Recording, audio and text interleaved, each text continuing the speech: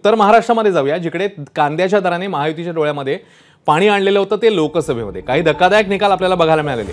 यावेळी काय परिस्थिती आहे ते आता आपण बघणार आहोत, कारण येवल्यामध्ये भुजबळांची प्रतिष्ठा पणाला लागली आहे। नांदगावात समीर भुजबळांची बंडखोरी हा टॉकिंग पॉइंट आहे, तर आजच्या मतदानाच्या वेळची घटना देखील साऱ्यांच्याच चर्चेचा विषय ठरली आहे। उमेदवार सुहास कांदेंनी तुझा मर्डर फिक्स असं म्हणत समीर भुजबळ यांना थेट धमकी दिली।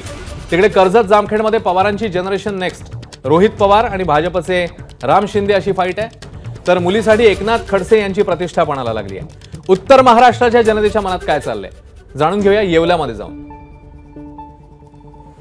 तिघांमध्ये टफ फाईट आहे आता, पण सांगू नाही शकत काय असं एक्झॅक्ट निकाल काय लागला असं कोणी पण निवडू नाही शकतो तिघांमध्ये। आता अण्णाचे जास्त जोर आहे, शक्यता अण्णाचे जास्त आहे, पण तरी शिट्टे आणि आपलं मशाल आणि अण्णा धनुष्यबाण तिघांमध्ये टपच चालेल, पण विनिंग अण्णाचे जास्त चान्स आहे। पण एकूण महायुतीचाच जास्त जोर राहील ना नाशिक जिल्ह्यात, पण महायुतीत जास्त सीट लागेल। आणि राज्यात काय होईल, कोणाची सत्ता येईल असं वाटतं? महायुती। काय कारण? कामं आहे ना त्यांचे, कामं आहे, योजना सरकारी योजना भरपूर पोहोचल्या लोकांपर्यंत नाही का, त्याचा बेनिफिट लोकांना, आणि लाडकी बहीणचा पण भरपूर फायदा होईल त्यांना। काय निश्चित नाही सर, निश्चित काहीच सांगता येणार नाही आता। का बरं, काय कारण? आता 4 उमेदवार कॉम्पिटिशनमध्ये असल्यामुळे तरी काही नाही सांगू शकत। महायुतीची जास्त जागा निघायला पाहिजे। चिन्ह काय आहे सांगता येणार नाही, तिघांमध्ये चांगली लढत आहे।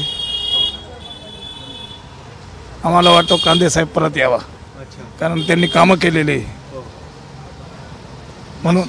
जिल्ह्यामध्ये 15 मतदारसंघ आहे, काय चित्र वाटतंय तुम्हाला? बीजेपीचा बी दिसतो आणि शिवसेनाचा बी दिसतो। जे व्हायचं ते तर आता पब्लिकच्या मनावर आहे, पब्लिक काय कराल हे सगळं चित्र आपण किती तर्कवितर्क लावले तर 23 तारखेला स्पष्ट होणार आहे।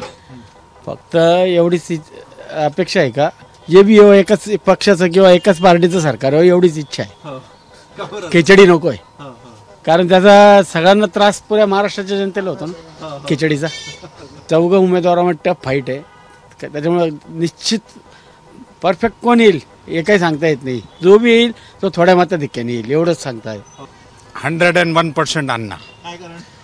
गावाचा विकास, आम्हाला दुसरं काही पाहिजे नाही।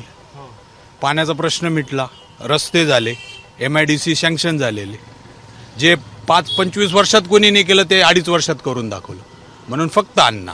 जिल्ह्यात काय असेल चित्र? जिल्ह्यात 99% शिंदे आणि फडणवीस, म्हणजे ऑल ओव्हर महाराष्ट्रात। राज्यभरात काय चित्र? म्हणजे राज्याची गोष्ट करू राहिलो ना, काय?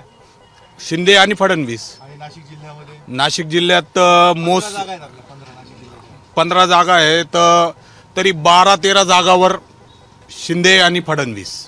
हो।